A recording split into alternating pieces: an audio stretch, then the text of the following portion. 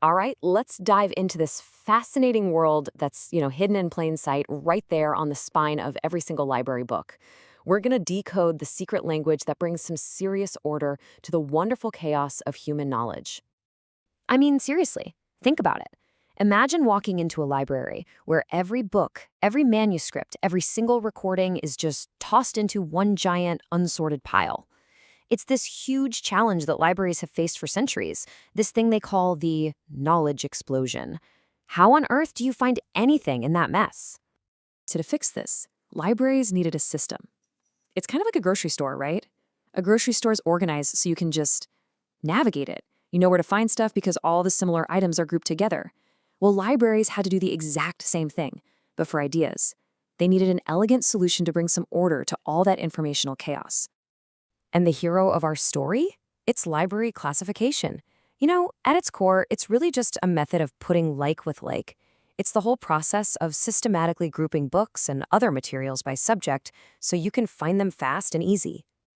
This quote from a library expert, W.C. Barrick Sayers, just nails it. The goal isn't just about being tidy for the sake of it.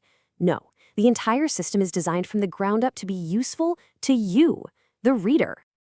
And that usefulness, well, it really breaks down into two super important jobs. First, there's subject access. The system lets you see everything the library has on, let's say, astrophysics. And second, there's shelf location. It gives that book a specific address, so you know exactly where to walk to pull it right off the shelf. Okay, so how was this massive problem actually solved? Well, let's meet the two titans, the heavyweights of library organization that really emerged in the modern era. So, in one corner, we've got the Dewey Decimal System. This is the one most of us know from school and public libraries. He's our people's champion. And in the other corner, you have the Library of Congress system.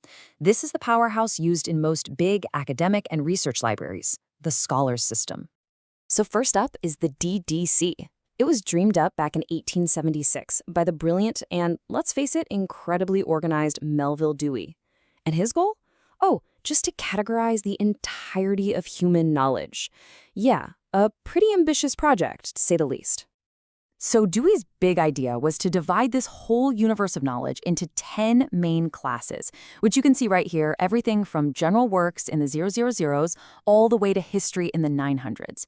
And the genius part is that each class can then be infinitely subdivided using decimals. So for example, the 500s are for science.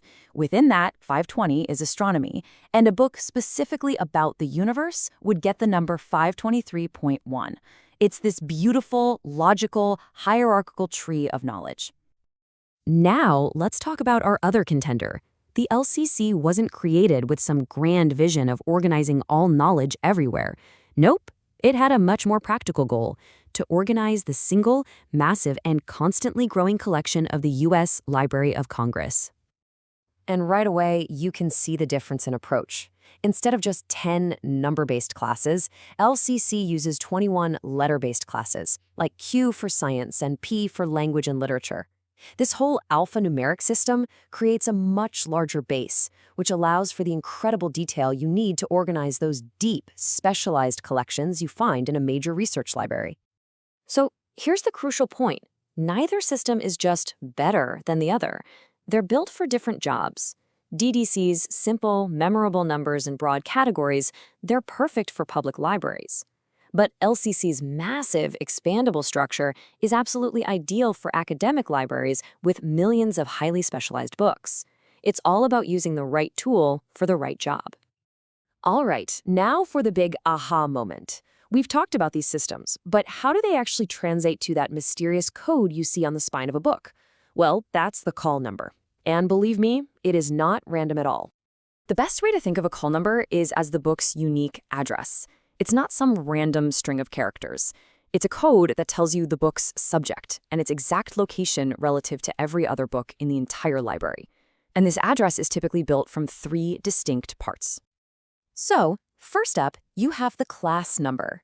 This comes from either Dewey or LCC, and it tells you the book's subject. Second is the book number, which usually stands for the author's last name and helps arrange books on the same topic alphabetically.